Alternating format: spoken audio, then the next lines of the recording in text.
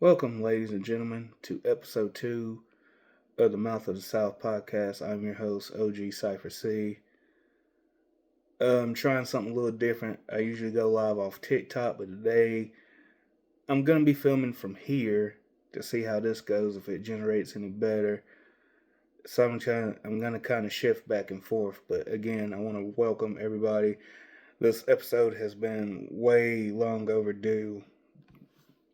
But due to things going on with me personally, being sick and everything else that life has thrown in my direction, haven't really had time to upload another episode since the first one, but today seems like the perfect day to do that. So if you would, please follow, please like and subscribe to the YouTube page that is Cypher C here at Mouth of the South 828. Today's topic, we're going to talk about trauma. It has burdened us all. It has made all of us who we are. It made us, it broke us, it rebuilded us, it tore us down. You get the picture. And trauma is one of those things that not a lot of people like to dive deep into, but it's something that I feel like people can talk about openly here or want to talk about openly here. And, we all have our own different types of trauma, whether it's physical, emotional, mental, spiritual. I know there's things like PTSD and stuff like that out there, but traumatization can / will break a person or make a person. Like, sometimes trauma can push people to a point to where they absolutely give up and there's no solidifying any options at that point. You just throw in the towel and unprecedented things follow. And then sometimes, on the other hand, trauma makes people battle hardened and keep wanting to fight, but strategize their life completely different. I'm speaking for myself here. I can't speak for none of you at all because we all go through trauma in life differently. But for me, trauma has definitely played a major role in my part time and time again. And it's not uncommon for me to open up about different things like this. It's just the fact of having to talk about it sometimes. Like, as a man, you know, we learn that sometimes suffering in silence is the best thing because men are not allowed to have a voice or be soft or cry or nothing like that. That's why things like men's mental health exists, because we do have a right to express our emotions and feelings and get what's off our chest without being judged or harsh critically for it. Words are hard. You have to excuse me because this is literally a hard topic for me to even talk about. But like I said, it makes or breaks a person. So let's get into it. So here today, I want to address a couple things that trauma has done to me as a person, how it's benefited me, and how it's made me question things in life that I shouldn't have questioned, because I've never had thoughts. You know what? I take that back. I've had dark thoughts before, and I know that's completely shocking to some. I mean, it might not be as shocking, but for people who know me, who think I have always had a smile upon my face and think I have life figured out, that's no further from the truth. See, I have had thoughts dark thoughts. And if you know where I'm going with this, you would understand. Like, of just throwing in the towel, throwing up that white flag, and just saying, screw it. But as an adult man, and as having a strong faith behind me, I never acted impulsively on those thoughts. Like,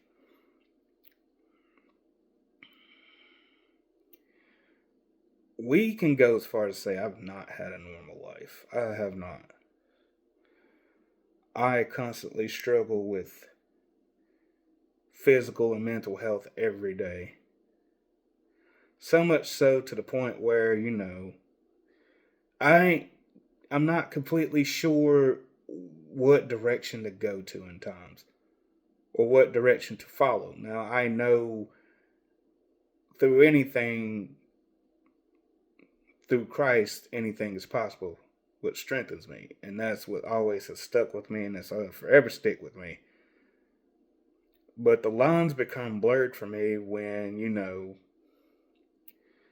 sometimes faith is not enough. You need a good, I don't want to say background because it sounds cliche, a good support system, for better words. Because for those who've known me their whole life, who grew up with me, who've seen me evolve into from somebody who was like a pain in the ass to somebody who had a very good head on his shoulders, whose heart is always on his sleeve, to somebody who grew into a leader. And then, trauma just set me back so many times. And it continues to set me back at times, but not as bad as it used to. Like, there's days where I feel like I just need to just cancel social media and just hop off social media and just say, hey, this is it. I'm done with social media. I'm good on it. I don't want it. And then I backtrack and sit there and realize, well, it's the only way you can actually keep up with people nowadays because, everything is so more technologically advanced and evolved. But sometimes I just want to shut it down. I just want to go dark. Like, just from Facebook to TikTok to Snapchat to everything I just want to shut it all down and just live peacefully to the point where nobody remembers I exist. But then I take self accountability into that, and I'm like, that's so selfish of me to even think about, because people care about you. People want to see you grow and excel in life, but people deserve to see that there's something that bothers you. Now, I've never been the more open person in my friend groups, never. And my friends will tell you I haven't. Like, I've gone on record to say this many times before. I'm not the most open person. I was the type that just bottled that shit up, and then when it got to the top and it's about to combust and bust open, bro, it's just a burst of just negative emotions. Like, I tell you, if it wasn't for growth and people like believing in me, like, I would never got my head out of my ass about that, like, at all. And that's just because I dealt with different trauma in life. Like, I don't speak on a lot of things, but I'm old. I'm older now. I'm a grown ass man.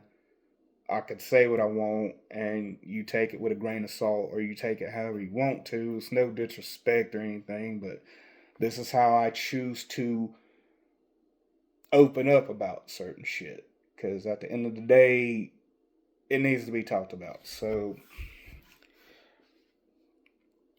all of you that has grown up with me from K through 12, y'all only know me from like my mom. Y'all might have known my grandfather, Carl.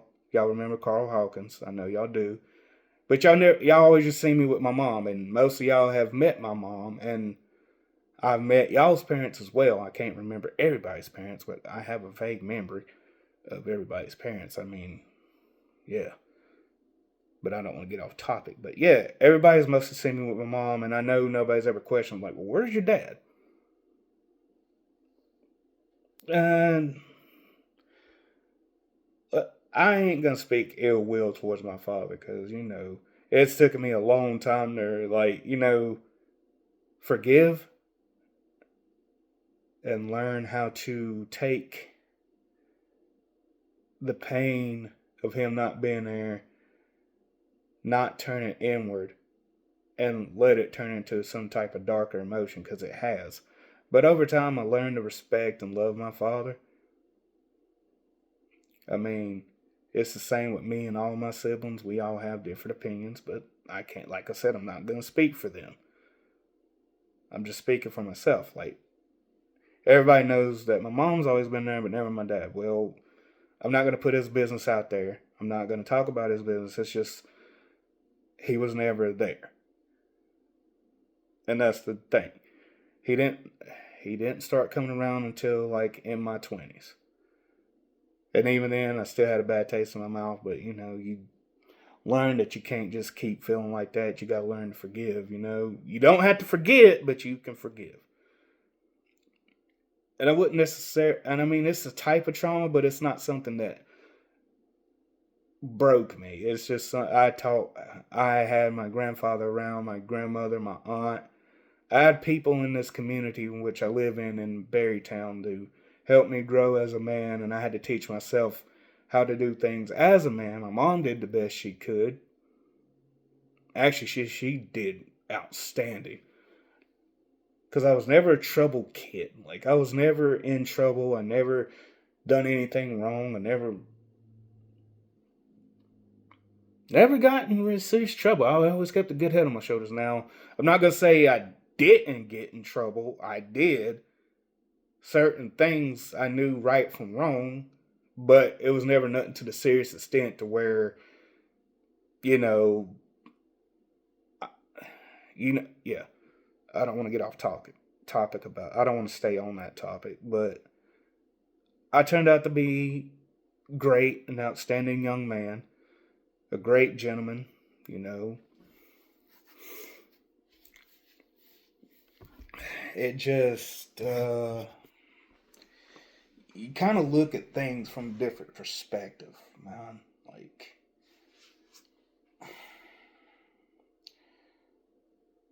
uh,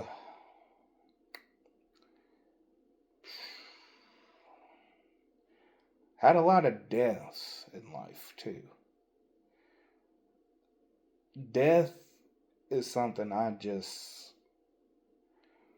matter how old I get, I just cannot cope with it. Like,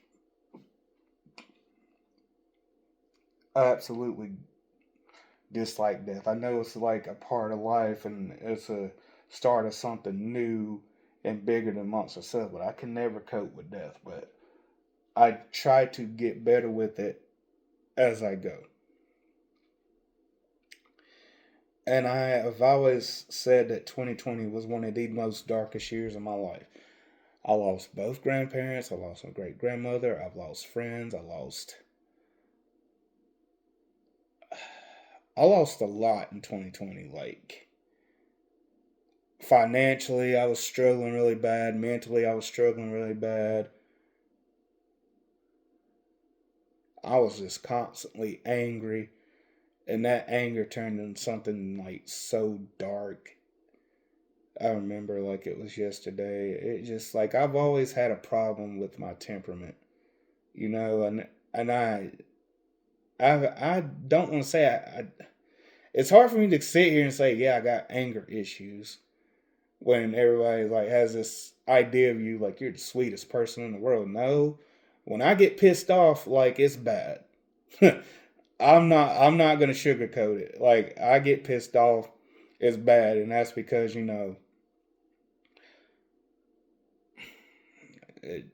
It's just the characteristic that I got. You know, I learned to control my temper. I learned to control everything. You wouldn't think I would, but for people that has seen me lose my temper, it's not the best. And it all just circles back to the trauma I had to deal with, and like it goes way further back than 2020. Like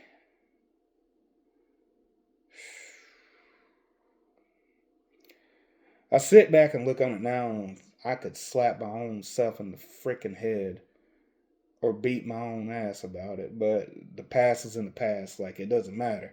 It's how you grow from it, learn from it, and live for the future. And you know,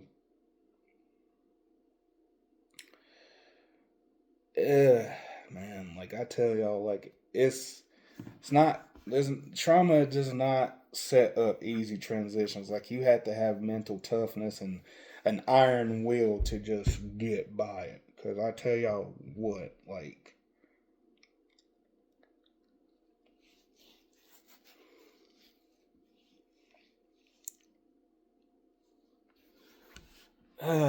it just made for a lot of uncomfortable situations in my life. And I'm making this video like I'm making episode 2 on Valentine's Day. You would think I'd be more it would be a more inclusive, like happier episode, but then I'm just like, nah. I've been had this on my mind. The original concept behind this episode was going to be about music, but then I was like, no, this had to be talked about. This had to be explained. Like, and I know I owe nobody no explanation at any given point in time, but out of respect for people who don't know that need to hit an in-depth look at me, it's very brave for me to start a podcast and actually get it going and talk about certain things. But you know, trauma hits people differently. It might hit same for some situations, but trauma is just one of those things that it'll wear your ass out. That if you're not careful, and it sucks. And I know, and I know what y'all are waiting for. Y'all are waiting for the most traumatizing moment of my life, and I'm gonna get to that in a minute. Because if you know, you know. But if you don't know, then sit back and put on your seatbelts. Get out your box of tissues, even though I tell people to this day I don't want no sympathy. I don't want no pity party. I'm good. It when it happened, it happened. It was just I didn't know how to really react to it. I just know that this is gonna be me for the rest of my life, and you know there's some good things that come out of it, and some bad things come out of it. But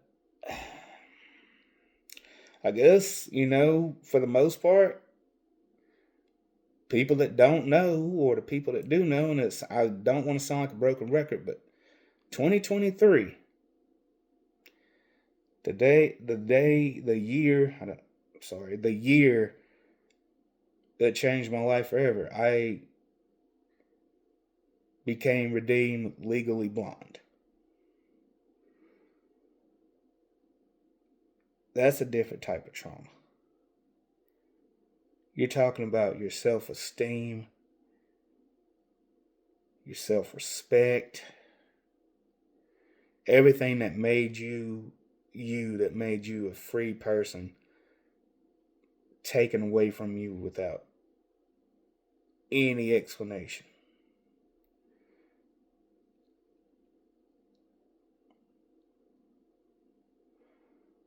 And how it happened is just I still don't know how to explain it to people other than the fact that something something went terribly wrong one day, and I kind of started having vision problems. And at first I thought it was my A1C, and I thought it was just me being diabetic, and I was like, oh, and dumbass me just shrugged it off, thinking like it can be fixed if I do this and do that and eat better and this, that, and the third. No. See, I didn't know the severity of the problem.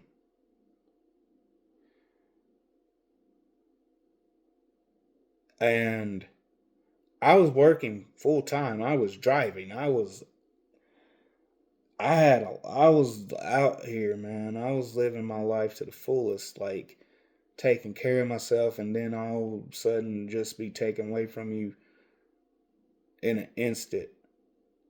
For the longest time, I thought, like, I was thinking to myself, I don't know if I made God really mad or my health was that bad. It left a toll on me. It took everything in me not to just say, I'm checking out. And it's sad to say, especially from me saying it, but I really thought about checking out at one point.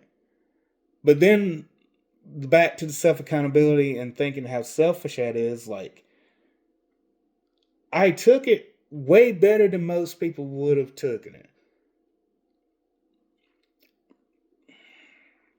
Because for whatever reason it happened, I was still allowed, I was still granted to live. I was still allowed life. So I knew God was not done with me yet. But in the prospect of it all, it's just so traumatizing. And I'm sitting here trying not to cry about it because it doesn't really bother me. It don't. I don't want anybody to say this bothers you, don't it? It does, but it don't. Because you learn to adapt and evolve from certain situations that traumatize you. And I know that's like easier said than done, but there was nothing I could do. It was like 2021, I bought a car straight off the lot, same year and everything. Working hard, 2022, new job, paying my bills, had my own house, still have my own house, but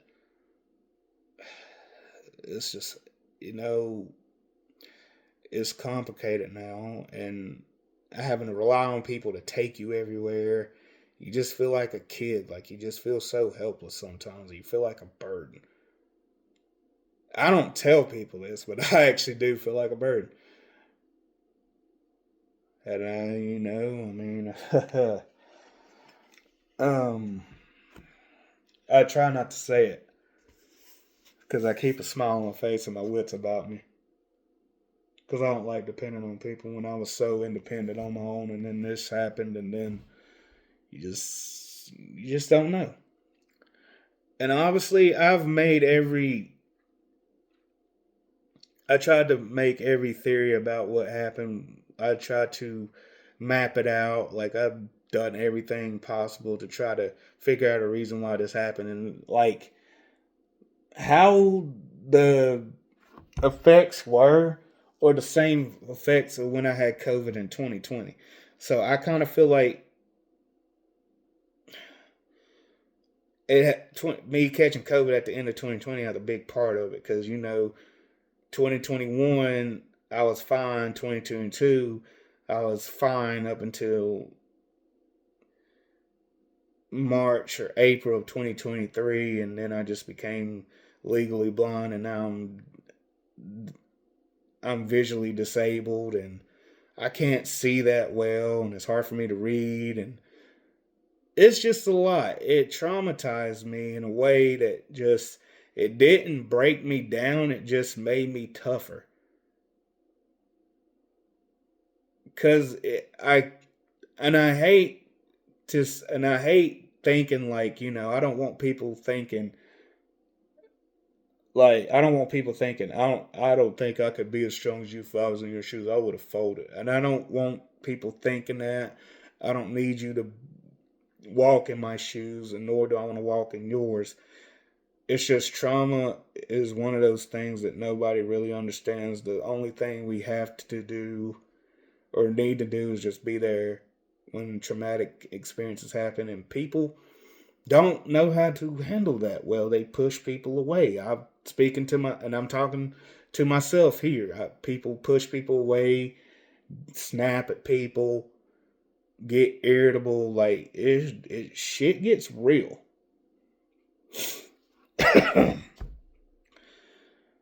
But through it all, like, I gained more senses in a way. Like, every other sense got better, and I gained a couple senses, and I can still see somewhat. It's just I have no right eye. All I have is peripheral. My left eye is in a constant, like,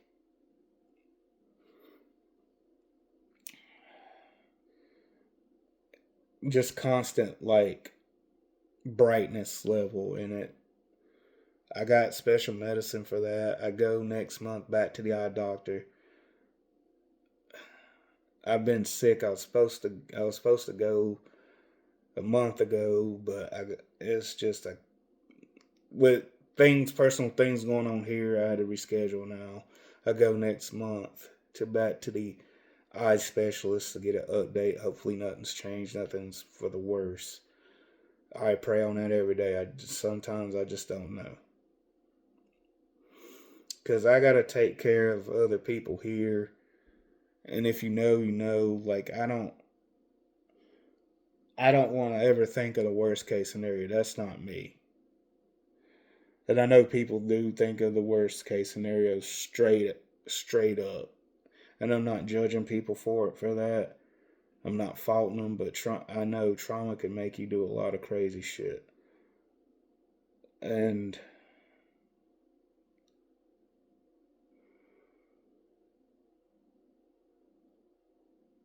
I try to pretend to be as normal as possible. So, because it gives me comfort to try to rely on what I have now, but eventually I'm gonna have to break down and start using the cane and start, you know, utilizing everything, because as much as I want to play pretend and be like, oh, I'm perfectly normal in a crowd full of people and people think I'm normal, I'm not, y'all. Like, when you see me, I'm not normal. I can't see you at all. I have to go by vocal recognition. So if you see me and you stare at me and you think I'm not ignoring you or anything like that. I literally cannot see you, and it's sad as fuck. But as long as I'm breathing, as long as I'm still alive, that's all I care about. And now I'm sitting here about to bawl like a baby, and that's okay. Man, it's okay to cry. I promise you that. But